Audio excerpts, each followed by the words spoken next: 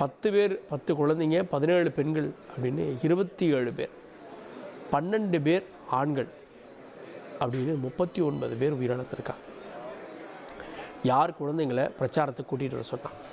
குழந்தைங்களை பிரச்சாரத்துக்கு கூட்டிகிட்டு வரக்கூடாதுன்னு பல முறை பல கட்சிகள் சொல்லியும் கேட்காத மக்கள், கேட்கவே கேட்க மாட்டோன்ற மக்கள் பச்சையில குழந்தைகளை கொண்டு வந்து கொன்னுட்டாங்க. இந்த குழந்தைகளுடைய மரணத்துக்கு முதல்ல பொறுப்பேற்க வேண்டியது அவங்களுடைய பெற்றோர். அதுக்கப்புறம் இது எப்படி நடந்துச்சு அப்படின்றதெல்லாம் கேள்வி கேட்பது அடுத்தது. அந்த பச்சை குழந்தைய பாருங்கள், காவல்துறை தூக்கிட்டு வர அந்த காட்சியும், தோளில் தூக்கிட்டு வர்ற இன்னொரு வரும். அந்த குழந்தைங்க உயிரோடு இல்லைங்க, இறந்துட்டாங்க. அவங்க கூட்டிகிட்டு வரப்பவே இறந்துட்டாங்க.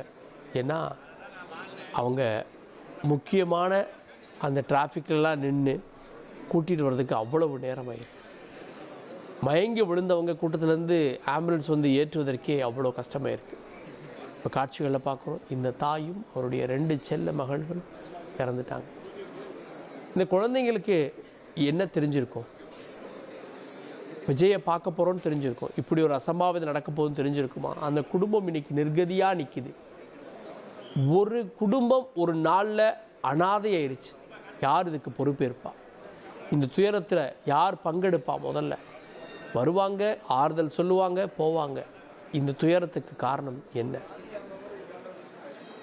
எந்த இடத்துக்கு போகணும், எந்த இடத்துக்கு போகக்கூடாது அப்படின்னு தெரியாதவர்களா நம்முடைய மக்கள் அப்படின்ற கேள்வி சமூக வலைத்தளத்தில் மேலோங்கி இருக்குது. எல்லாரும் கேட்கக்கூடியது, நீங்கள் போங்க, ஏங்க குழந்தைய கூட்டிகிட்டு போனீங்கன்னு. 2 குழந்தைய கூட்டிகிட்டு போக வேண்டிய தேவை என்ன ஏற்பட்டு? 2 குழந்தைகளை கூட்டிகிட்டு போய் நீங்கள் அந்த குடும்பமே நிர்கதியாக நிற்கிது. அந்த தந்தை என்ன பண்ணுவார்? அழகான 2 குழந்தைங்க. ஒரு குழந்தைக்கு ஒரு 8 வயசு இருக்கும், இன்னொரு குழந்தைக்கு ஒரு 5-6 வயசு இருக்கும். இப்படி ஒரு குடும்பத்தில் 3 பேரை இழந்து நிற்கிறாங்க. அந்த குடும்பத்துடைய நிலைமையை நினச்சி பார்த்தா இது மாதிரி ஒரு சம்பவம் எதிரிக்கு துரோகிக்கு கூட வரக்கூடாது. கரூரினுடைய நிலைமை தொடர்ந்து முதலமைச்சர் சொன்ன மாதிரி கவலை அளிக்கக்கூடியதாக இருக்கிறது. கண்ணீரிலிருந்து துக்கத்திலிருந்து கரூர் ஒரு நாள் மீண்டு வந்துடும் நினைக்க முடியாது. இதுக்கு யார் பொறுப்பேற்க போகிறா? விசாரணை ஆணையம் ஒருபுறம் அவங்க அறிக்கையெல்லாம் கொடுப்பாங்க. தார்மீகமாக யார் பொறுப்பேற்க போகிறா? நான் சொல்ல போகிறாங்க நாளைக்கு. காவல்துறை அனுமதி கொடுத்தது இடம் சரியில்லைன்னு இப்போதைய பேச்சுக்கள் வர காவல்துறை அதை மறுக்குது. தாவேக்கா கூட்டம் சேர்க்கிறதெல்லாம் குறியாக இருந்துச்சு அப்படின்ற குற்றச்சாட்டுகள் வர நாங்கள் கேட்ட இடம் இது இல்லை அப்படின்னு தாவேக்கா மறுக்கு.